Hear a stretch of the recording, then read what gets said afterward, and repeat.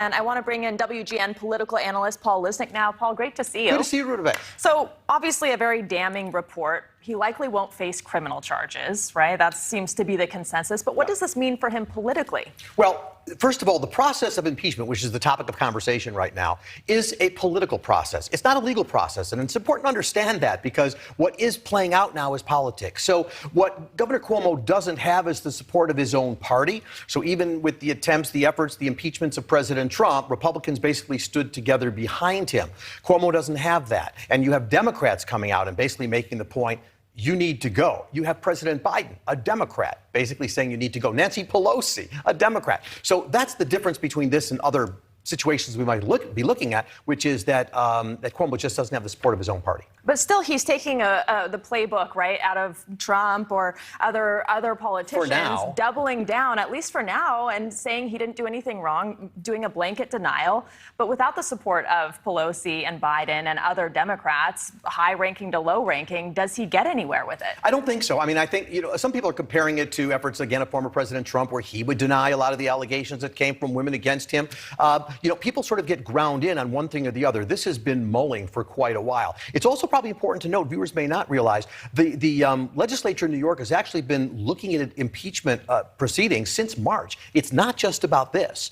There's the nursing home deaths. There's 4 different grounds that they're dealing with. This is one of them. And they've got to make the decision, as the Democrats did with former President Trump, which is, well, do we just wait and take months and months to gather information on these 4 different areas we're looking at, or do we look at what is clearly strong now, all this testimony and everybody standing behind the impeachment process by going after him now? That's a decision that they're going to have to make, again, a political decision. Right, but we talk about the nursing home scandal. Yeah. That was a matter of life and death, right. And he survived that. He was actually a hero during the pandemic for a lot of liberals. He won an Emmy for his press briefings. I mean, he survived that. Why wouldn't he survive this?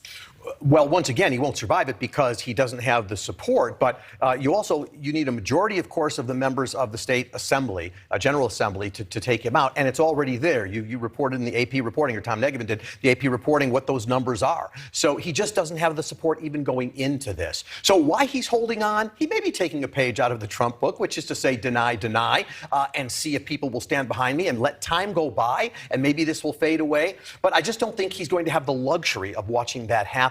Something else interesting is going to happen if he gets impeached. When Trump was impeached, Trump still remained president. Here, if Cuomo is impeached by the General Assembly, actually, he has to step down. Lieutenant Governor steps in and becomes the essentially acting governor at that point. And if 2/3 of the New York Senate removes him from office, just like the U.S., just like Illinois and other places, then he loses all of his power at that point. So, but if he is acquitted, again, 2/3 is a tough number to get. The majority is there against him in the lower level, but is there 2/3 to take him out at the upper level? If they don't have it, he's back in office and he continues his term. And what kind of timeline are we talking about here?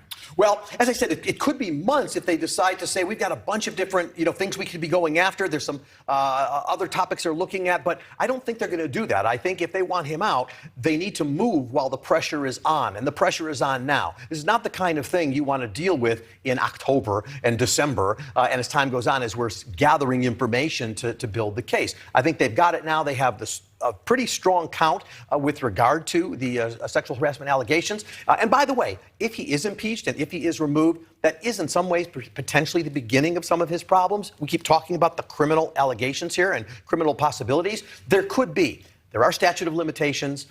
Some of these have short statute of limitations. There are some legal maneuvers people can try to attempt to bring them under. But when this is done, there could be criminal charges. Clearly, civil cases will proceed against him. So this is going to be, unfortunately, for anybody, but an ongoing nightmare for Governor Cuomo, however this first part of the impeachment part plays out in the short term. But I think it's short term. Maybe the understatement of the night. Yeah, trying to be fair to everybody is what I'm saying, right?